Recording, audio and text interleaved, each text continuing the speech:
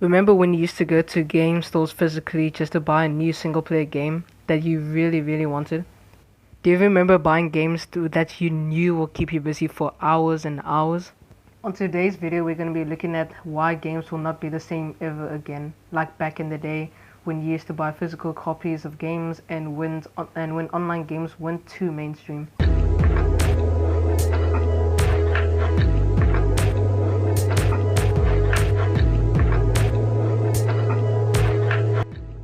I remember back in the day when we first got our PS3, we didn't have any games, or except for one game, which was Need for Speed Carbon, which we got with the PS3.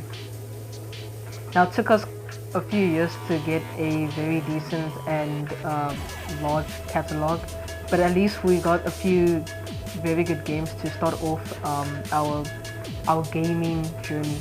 Our first few games in our catalog were Prototype, Killzone 2, and a few others. And I remember also Infamous.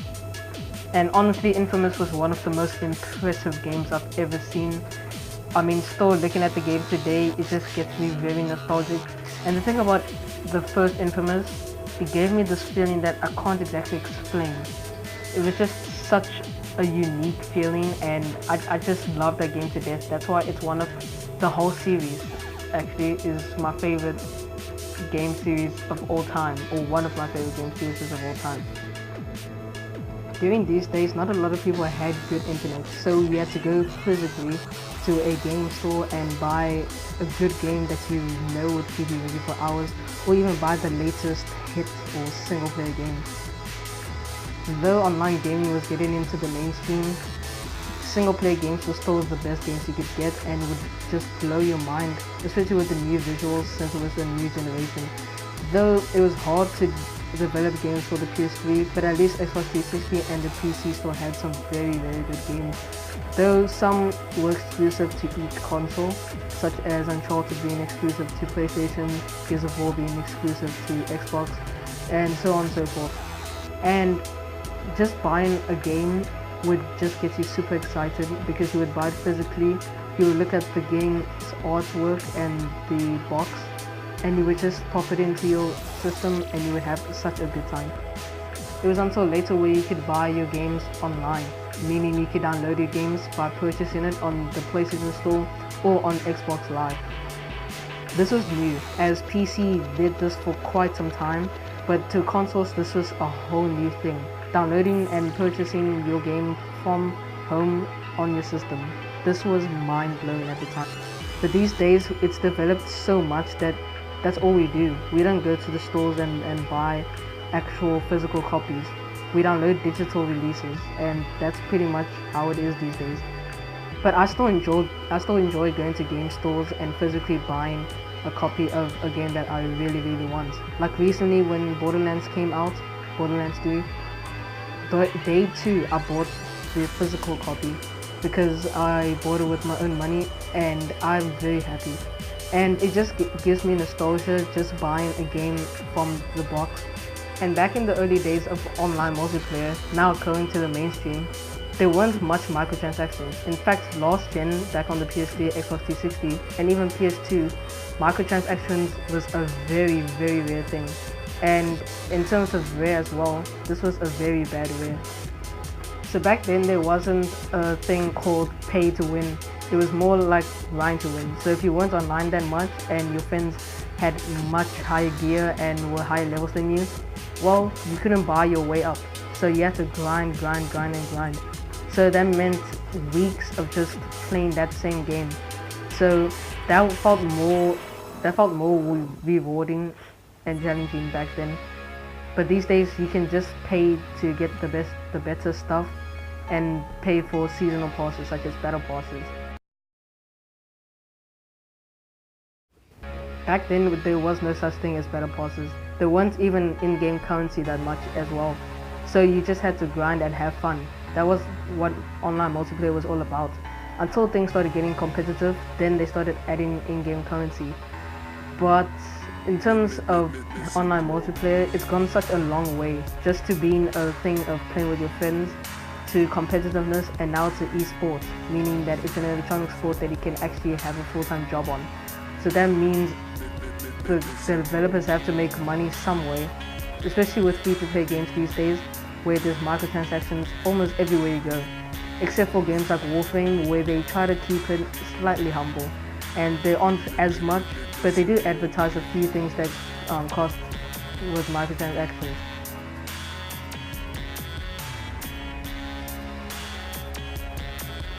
And single player games aren't no longer a big trend these days. It's mostly for us that have been gaming for a long time that are really into the single player games that are coming out these days and still go back to the old ones. As for the new gen, they're more into the multiplayer and more mainstream free-to-play online multiplayer games and spend just almost all of the money, including their payday, just on those games according to the microtransactions.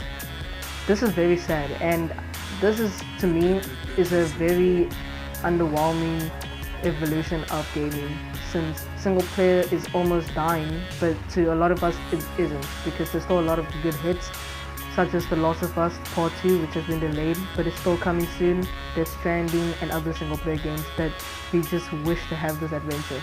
As for the multiplayer hits, they just stay up all day, all night, and grind and pay, just to have the best gear and just to look good, such as games like Fortnite, Apex, and almost a lot of Battle Royale games.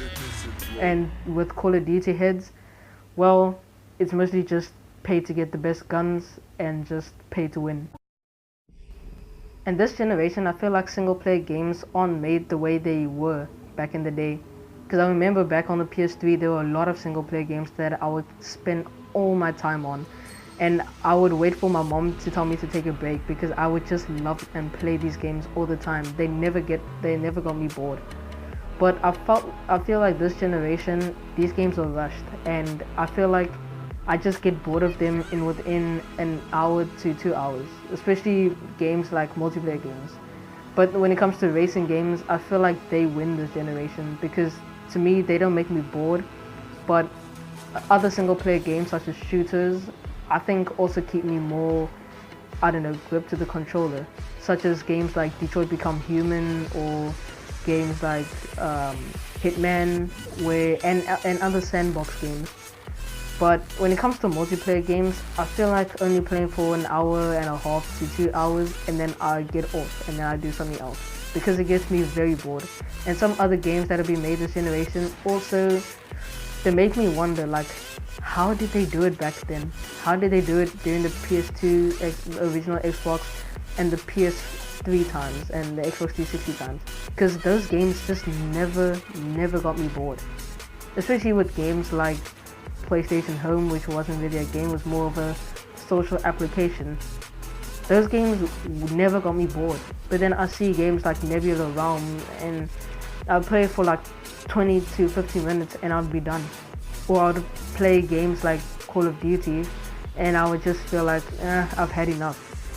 Meanwhile, back in the day, I would be playing Little Big Planet, other games, PlayStation All-Stars, and I would be playing for hours until my mom told me, hey, you should take a break or go outside. There's just something about this generation that doesn't quite click with me. But there's still a lot of games out there that I still enjoy and make me very happy that this generation is moving forward, but I think it's moving forward a bit too fast and very negatively, especially with all the money that I know gaming, this is business now. Everything is business. You can play games and get paid for it on the internet, and developers need to earn more, so they put more microtransactions in their games, especially EA, especially unlocking the best loot boxes, but then you have to pay just to open them. It's a very sad generation, but I feel like it's come a long way. Thank you guys so much for watching. I wanted to do a video like this for quite some time now, so then I can attract more of a bigger audience, and just to show that I missed the last generation's games and the generation before that. There's just something about those games that, I don't know, that just don't appear in these modern games. But there's still games like Mirror's Edge that just keep me coming back. Especially Mirror's Edge Catalyst. I haven't really gotten the chance to play the first Mirror's Edge, but games like those just keep me coming back. Because there isn't much internet or online related stuff. Yeah, there's leaderboards and you can compete with others, but there's just the open world games, like almost open world games like Just Cause and stuff like that. Yeah, they're good, but open world games that are just beautiful, like Horizon Zero Dawn or Mirror's Edge, those games just keep me coming back, and there's just so much to do. And I'm currently in Mirror's Edge Catalyst. I'm currently on the road to Platinum Trophy. Currently 81 or 85% through, so wish me luck for that. And I thank you guys so much for watching. If you liked this video, remember to subscribe. I know I stuttered a bit on this video. I don't know how. Like on my other videos, I don't stutter, but I guess I'm saying the stuff like on the top of my head. So I don't know. Hope you guys enjoyed. Remember to leave a like as well, and I will see you guys Friday. Maybe some Modern Warfare. So to see you guys there.